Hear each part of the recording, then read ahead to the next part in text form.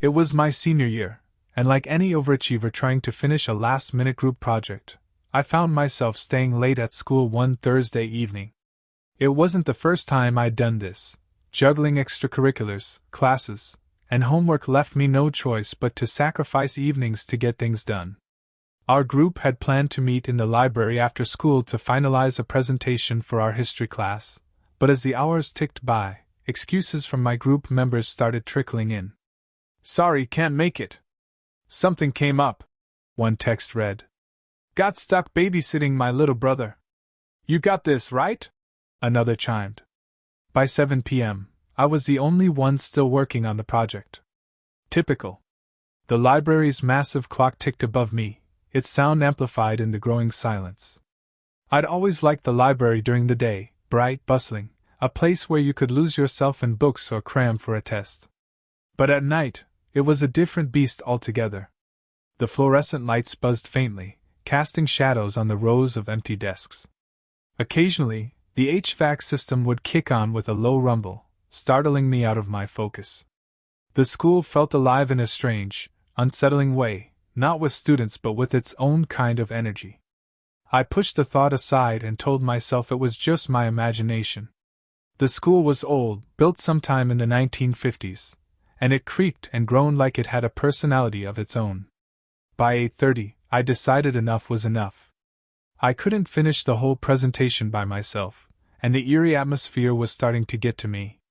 As I packed my laptop and notes into my bag, I heard the familiar squeak of wheels rolling down the hallway. It was Mr. Grayson, the school's janitor. He was a quiet man, probably in his late 60s, with a hunched back and deep lines etched into his face.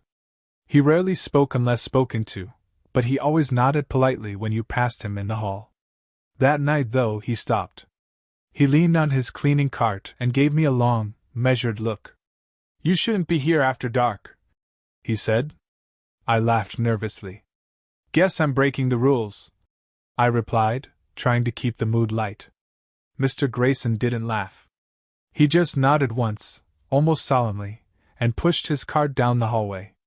The squeaking wheels echoed long after he disappeared from view. I shrugged it off. He was probably just messing with me, or maybe he thought I was breaking some kind of safety protocol. Either way, I didn't plan on sticking around much longer. The hallway leading to the main exit was longer than I remembered, and as I walked, my footsteps echoed unnaturally. At first, I chalked it up to the acoustics of the empty building, but then I noticed something strange. The echoes didn't quite match my steps. They came half a beat too late, as if someone were following me at a slight distance. I stopped and turned around, expecting to see Mr. Grayson or maybe another student. The hallway was empty, its pale fluorescent lights stretching into the distance. "Hello?" I called out. My voice bounced off the walls, but there was no response. I shook my head and kept walking, telling myself I was just imagining things. But the footsteps resumed. This time, they were closer. Deliberate. I stopped again, my heart pounding in my chest. "Mr. Grayson?" I called, my voice wavering. Silence. Then I noticed it, a faint shadow on the wall ahead of me, moving in the opposite direction of the flickering light. It was subtle, like the shape of someone just out of view, but when I turned the corner, there was nothing there. Just an empty hallway and the faint hum of the school's HVAC system. By now, my nerves were frayed. I gripped my backpack tightly and quickened my pace. As I rounded another corner, I stopped dead in my tracks. There, in the middle of the hallway, was Mr. Grayson's cleaning cart. It stood completely still, the mop leaning against its side, and a bucket half filled with murky water sat precariously on the edge. A trail of wet footprints led away from it, disappearing into the dimly lit corridor ahead. "Mr. Grayson?" I called again, my voice cracking. Still no answer. The silence was suffocating now, broken only by the faint drip of water from the mop. I glanced at the clock on the wall. It was 8:47. Not late by most standards, but in that moment, it felt like the middle of the night. My instinct screamed at me to leave, to run, but curiosity, or maybe stubbornness, kept me rooted in place. I took a tentative step toward the cart, my sneakers squeaking against the polished floor. The sound of footsteps started again. This time, they weren't behind me. They were coming from the hallway ahead, where the wet footprints disappeared. I froze, every muscle in my body tensed.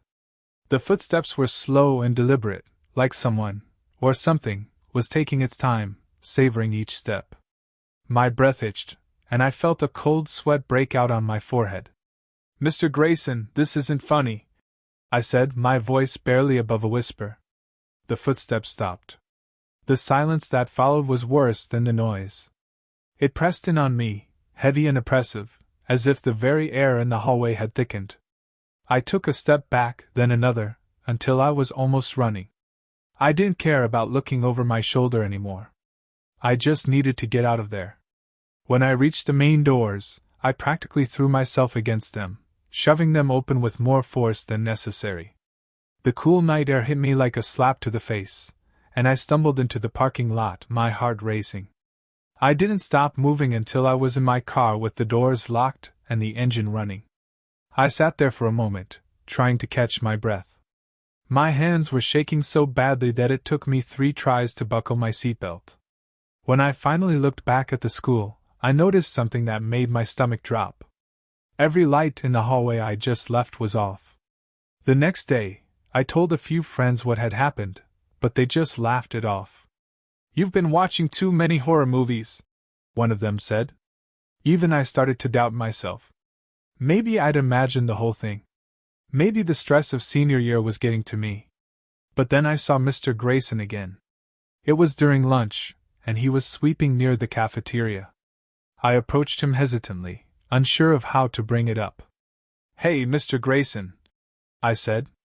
"Were you working late last night?" He looked up, his expression puzzled. "No, I left early," he said. "My granddaughter was sick." "Why?" I felt a chill run down my spine. "I just thought I saw your cart in the hallway," I mumbled. He shook his head. "I parked it in the supply closet before I left." I nodded, forcing a smile, but inside, I felt like I was going to be sick. I never stayed late at school again. And even now, years later, I can't walk down an empty hallway without feeling like someone's just a step behind me.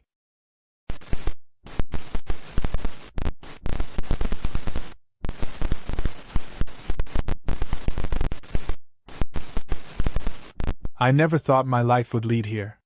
Fresh out of college, I had dreams of a steady, high-paying office job. Instead, I found myself working as a janitor at Silverwood High, a prestigious school in the suburbs. It's not the future I envisioned, but it pays the bills, and the benefits are better than anything else I could get at 24 years old. The job itself isn't bad.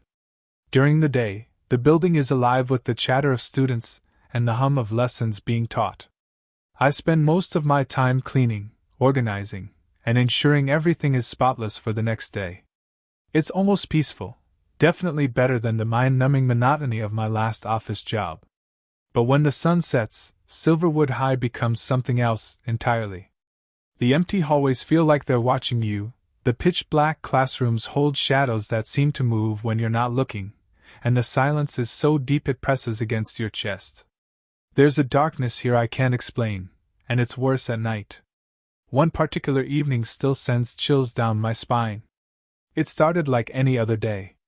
The students were in their classes, and I was bored out of my mind, cleaning the same areas over and over. I decided to tackle the men's restroom for the second time that hour. My mom always told me, "Check the restroom before you go in. You don't want to surprise anyone." I kept her advice in mind. Knocking on the old, graffiti-covered door, I called out, "Maintenance!" I was met with the sound of a toilet flushing, followed by the roar of the hand dryer. I waited a few minutes, but no one came out. I opened the door slightly and asked if everything was okay. The students at this school were known for getting into trouble, substances, pranks, you name it. It wouldn't have been the first time I'd found someone hiding. The hallway was silent except for the faint echo of Principal Harris's heels as she walked her usual rounds. Not wanting her to find me loitering, I stepped inside. My heart sank as I checked each stall. They were all empty. No one was in the restroom, yet I had clearly heard the flush and the dryer. I even checked again, hoping to find some logical explanation. There was none. Feeling uneasy, I left and forced myself to focus on the rest of my work. That was unsettling enough, but it wasn't the worst thing I've experienced at Silverwood. That honor belongs to what happened on senior skip day. The school was eerily quiet that day, the hallways emptier than usual. Most of the seniors had skipped to celebrate, likely heading to the lake or the park like they did every year.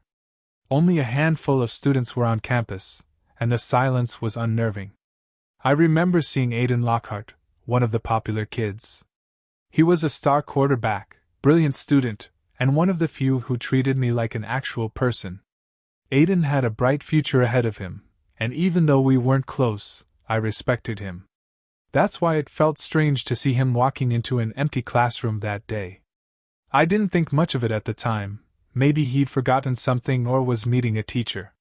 I went back to cleaning the hallway, not giving it another thought. 3 hours later, the police arrived. Aiden had been found dead in the school parking lot, stabbed 14 times and stuffed into a dumpster. The news hit me hard. Aiden was one of the good ones. He didn't deserve that. But what really terrified me was the timeline. According to the police, Aiden had been killed at 6:44 a.m., almost 10 hours before I saw him walk into that classroom. The surveillance footage only made things worse. It showed a tall, shadowy figure fleeing the scene, but no one could identify them. To make matters even stranger, the police found a bizarre symbol carved into Aiden's chest. They believed it might be a clue, but it only added to the mystery. So who or what did I see that day? I try not to think about it too much, but Silverwood has a way of pulling you back into its darkness. Tonight, I'm working alone because my coworker called in sick. My assignment? Cleaning the basement. The basement is the worst part of the school. Even during the day, it feels off. At night, it's unbearable. The air is thick, the shadows seem to stretch and shift, and the silence is deafening. I don't know what I'll encounter down there, but I'm writing this now in case anything happens. If I make it through tonight, I'll share more of what I've experienced. If anyone out there has an explanation, I'm all ears.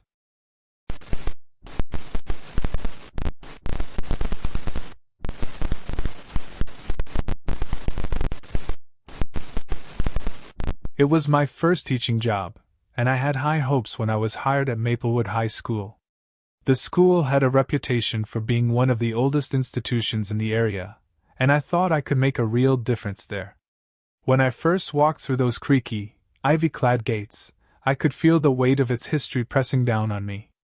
It was a beautiful place, full of charm, and secrets that no one seemed eager to talk about. My classroom was on the second floor, tucked away in an old wing of the building. They called it the old wing, though I wasn't sure why. Maybe it was the cracked windows or the faint smell of mildew that permeated the air. The room had been closed off for years, they told me, for maintenance issues. But that didn't bother me. I was just excited to start my career. As I set up my desk and unpacked the textbooks, something caught my eye, a mural on the back wall of the room. It was faded and cracked, but the image of a woman in agony was unmistakable. Her hands reached out from the painting, her expression frozen in a scream that seemed to call out from the past. That was when Mr. Sullivan, the old groundskeeper, stopped by. He was the kind of person who had been around forever, with a face worn by age and a voice that carried the weight of 1,000 untold stories. He looked at the mural for a long moment before turning to me. "You know about the murders, don't you?" he asked, his voice low and almost hesitant. I was taken aback. "Murders? Here?" He nodded, his gaze drifting back to the mural. "It was 1969. 2 students were killed in this room, boy and girl. No one really knows who did it, but the school never quite recovered after that. It's why they closed off this room for so long." I stared at the mural, a chill crawling down my spine. "What happened to them?" His eyes grew darker. "They were found tied up, their bodies arranged. It's hard to explain. But the girl, she wasn't just a victim. She was different. There's something about her. Her spirit didn't rest. I tried to brush it off, but there was something in his voice that made me uneasy. I didn't believe in ghosts or curses, but the way Mr. Sullivan spoke made me wonder if there was something more to the story than just a tragic incident. Later that evening, after my last class of the day had gone, I stayed behind to catch up on grading. The building was quiet, too quiet. The kind of silence that seems to hang heavy in the air, like it's waiting for something to happen. That's when I started hearing it, the footsteps. At first I thought it was just my imagination, but then it came again, slow, deliberate, the sound of footsteps echoing down the hall outside my classroom. I stood up, but when I opened the door to look, there was no one there. I shook my head and tried to focus on the papers in front of me, but the footsteps grew louder, closer. Then, there was a whisper. "Help me!" I froze.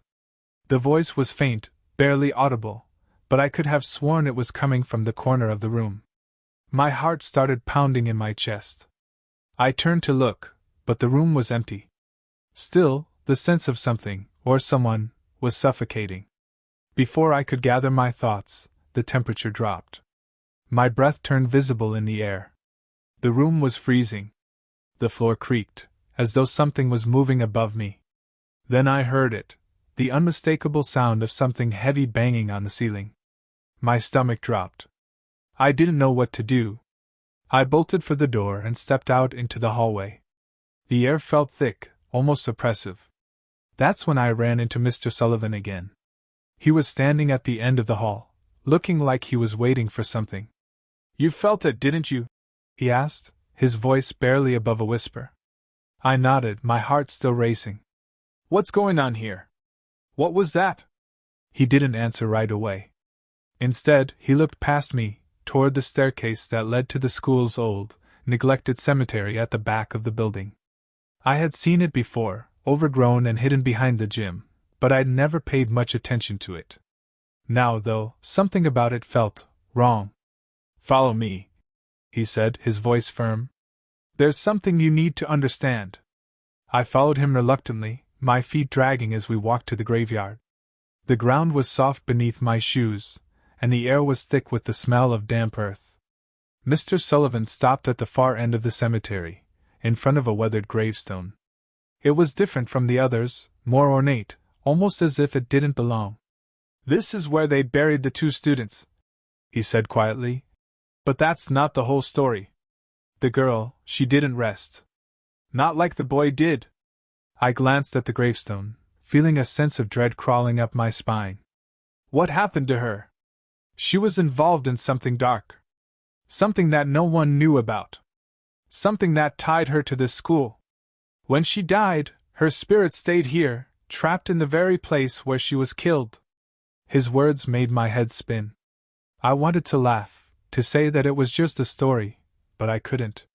The feeling in the air was undeniable. Something was wrong here. Something had been wrong for years. The next few days were a blur. I couldn't shake the feeling that I was being watched.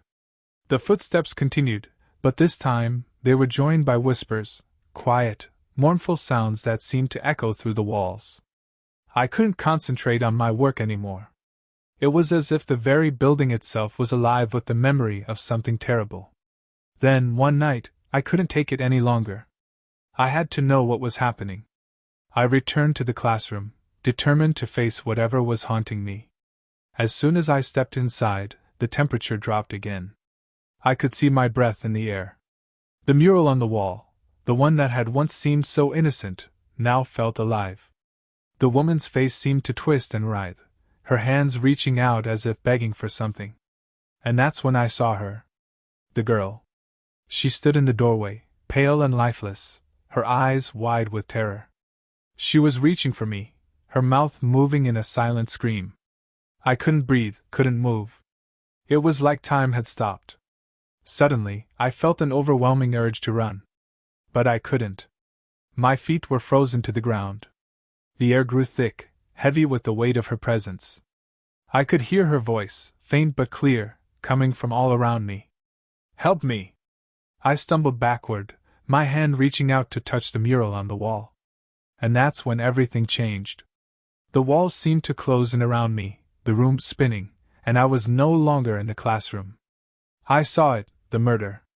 The blood-soaked floor, the twisted bodies. I saw her, the girl, her face filled with rage and sorrow. The room was consumed by darkness, and I realized that I wasn't just seeing the past. I was reliving it. The evil that had taken root here was alive, and it was feeding off my fear. When I woke up, I was back in the classroom, lying on the floor, the mural still intact. The room was quiet, too quiet. But I knew one thing for certain.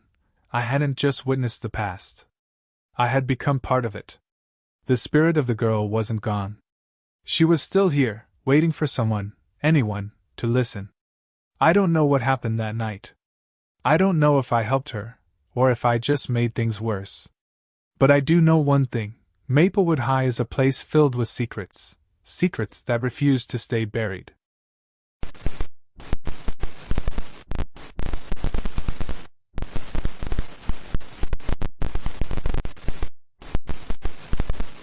I remember Mr. Abernathy, our janitor, as a man shrouded in the quiet hum of the school.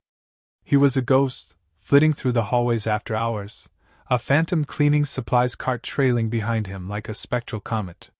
He was always eccentric. His cleaning cart, a battered metal contraption, was his signature. It wasn't just parked in inconvenient places, it was strategically placed, like some bizarre, silent statement. One day it would block the entrance to the library, the next it would be nestled cozily in the middle of the basketball court. Nobody questioned it much. Mr. Abernathy was, well, Mr. Abernathy. Then came the handprint. It was a Tuesday afternoon, the lingering chill of autumn clinging to the air. I was late for basketball practice, my usual frantic rush echoing in the near-empty hallways. As I passed the locker room, I saw it, the cart, positioned obstructively in front of the door, bathed in the sickly yellow light of a flickering fluorescent bulb. But this wasn't the usual quirky placement. This felt different. Heavy. Wrong. My breath hitched in my throat. On the handle of the cart, stark against the dull metal, was a handprint. Crimson. Bloody. Not a smudge, not a smear, but a perfect, horrifying imprint of a human hand, the fingers splayed wide as if in a desperate grasp. My blood ran cold. I didn't touch it, couldn't bring myself to. I backed away, the image seared into my mind, each detail growing sharper with the rising terror. The size of the print, it was large, definitely a man's. Shaking, I raced to Principal Thompson's office. He was a portly man with a perpetually worried expression, his office smelling faintly of stale coffee and desperation. I burst in, hardly able to catch my breath, spilling the horrifying image onto his already overburdened desk. "The janitor's cart, by the locker room, there's a bloody handprint," I choked out, the words failing to capture the chilling reality. He looked up, his glasses perched precariously on his nose.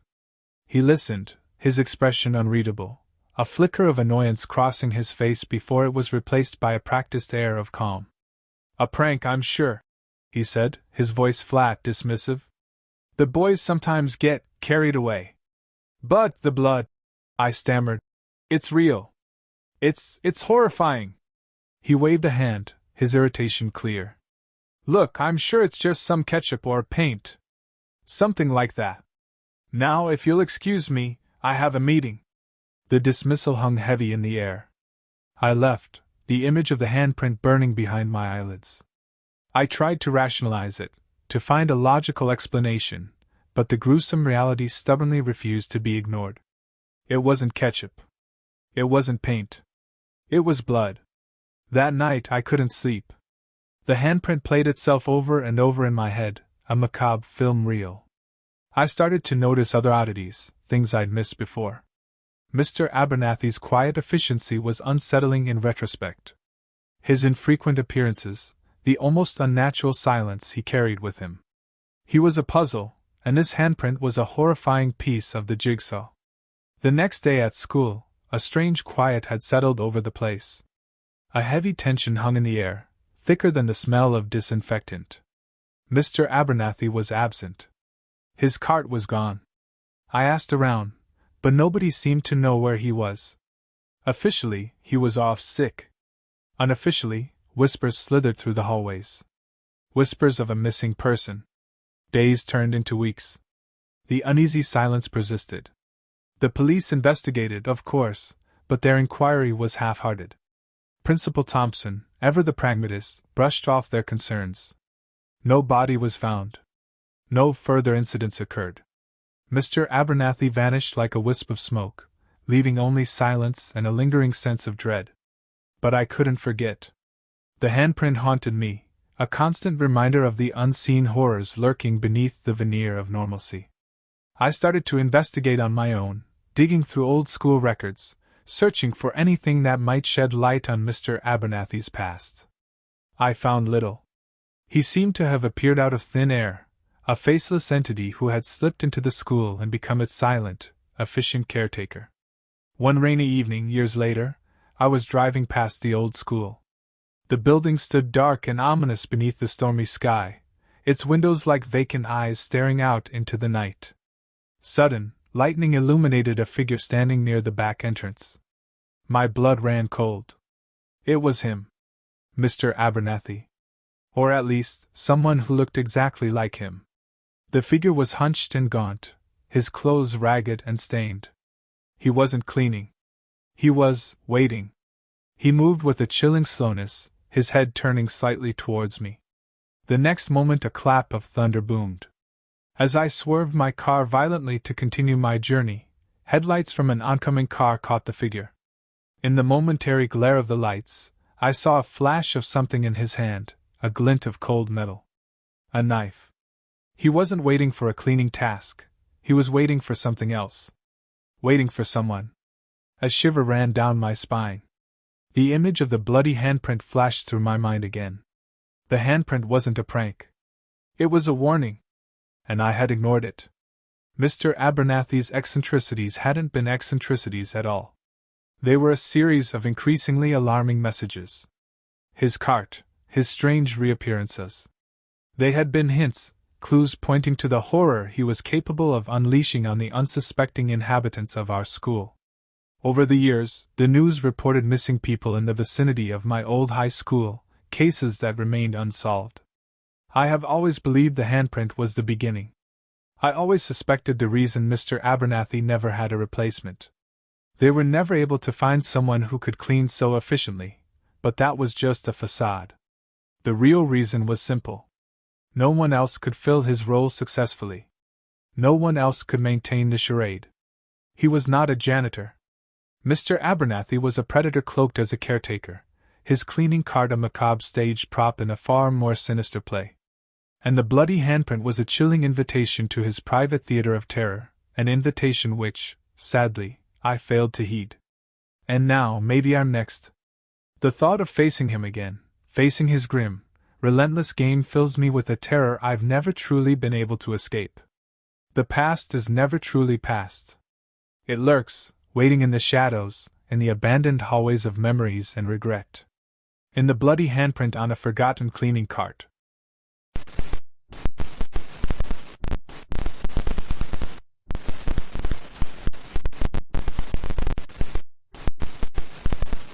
As a teacher, I've read many stories submitted by students over the years, a kaleidoscope of youthful imaginations, from fantastical adventures to poignant coming-of-age tales. But none left me as profoundly disturbed as the one I read for the school's annual story competition. It was a horror story, submitted by a student named Elias Thorne, a boy who had always been quiet and reserved, a shadow in the bustling hallways. The story was titled, The Vacant Gaze, and its chilling premise burrowed under my skin, refusing to let go. The narrative centered around a character eerily similar to me, right down to the minutiae. Mrs. Albright, the protagonist, was a teacher, just like me. She wore her hair in a similar fashion, preferred loose cardigans, and even possessed the same chipped mug she used every morning for her tea.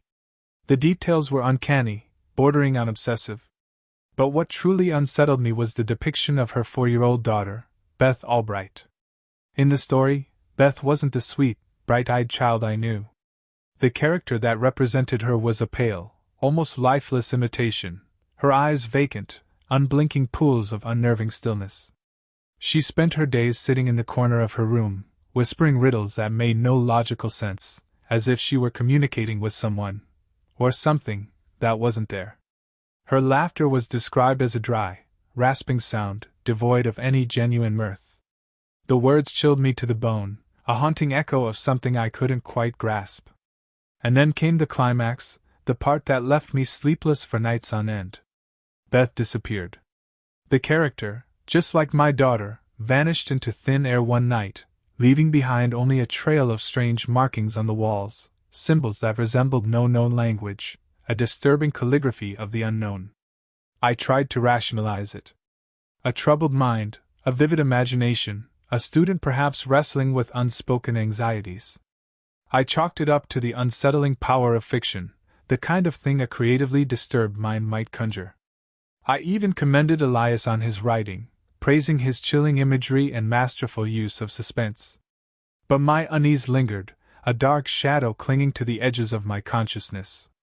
It felt too real. Days after the competition, the unthinkable happened. My daughter, Beth, began acting strangely. She started chattering to empty spaces in the house, her voice a low murmur that sent shivers down my spine. She'd giggle at unseen things, her laughter, God, that laughter, a brittle, unsettling echo of the description in Elias's story. She would spend hours staring at the walls, her eyes wide and unfocused, occasionally tracing the air as if she was drawing something invisible. The unsettling parallels were too striking to ignore.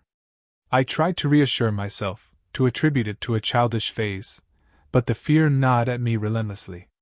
Then, one night, the horror descended upon my life. Beth disappeared.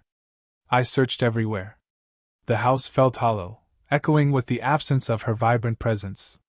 The police were called, a frantic search party was organized, yet there was no sign of her, no trace, no clue. The only evidence of her presence was on the walls of her bedroom, the same perplexing symbols Elias had described in his story, scrawled in a thin layer of what looked like dried blood. Panic clawed at my throat. I rushed back to the school, demanding to speak to Elias, a desperate attempt to understand the inexplicable connection between his story and my daughter's disappearance. The principal was hesitant, concerned about my emotional state. But I insisted, my voice tight with terror. I needed answers. Elias was a pale, trembling boy when he finally faced me. His eyes, wide and dark-circled, reflected a similar fear to my own. He confessed to having found the symbols, the same ones that now marred my daughter's bedroom walls, drawn on a discarded piece of parchment tucked away in an old, forgotten book in the school library. He'd never seen them before. An unnamed force seemed to have guided his hand as he wrote them into his story. He hadn't meant to cause harm, he insisted, his voice barely a whisper. He spoke of a presence, a darkness that had seeped into his mind while he wrote, leaving him with a chilling foreboding about my daughter. He hadn't wanted this to happen. He hadn't understood the power he had unintentionally unleashed. The police investigation yielded nothing. The symbols defied decryption. Experts from various fields were baffled by their origins and meaning. The case remains unsolved, a chilling mystery haunting the town. The nightmares continue, replaying the scenes from Elias's story, the vacant stare of a pale, lifeless Beth. I'm left with a profound sense of dread. Was it a coincidence, a twisted reflection of a shared subconscious fear manifesting in two separate minds? Or did Elias's story act as a conduit, a gateway for something darker, something malevolent, to reach into our world and steal my daughter away? Days bleed into one another, filled with a ceaseless dread that refuses to abate. Each shadow seems to stretch longer, each creak in the house sounds like a spectral whisper. I stare at the walls, at the chilling symbols that remain, a testament to my daughter's disappearance. The vacant gaze of the character in Elias's story haunts my waking moments, the silent scream echoing in the empty spaces of our home. And the chilling truth remains that I may never know what happened to Beth, forever trapped in a horrifying paradox of fiction and reality, where the lines between imagination and reality have blurred, leaving behind only a trail of unanswered questions and a heart-wrenching void. The story, it seems, isn't over. It's far from over.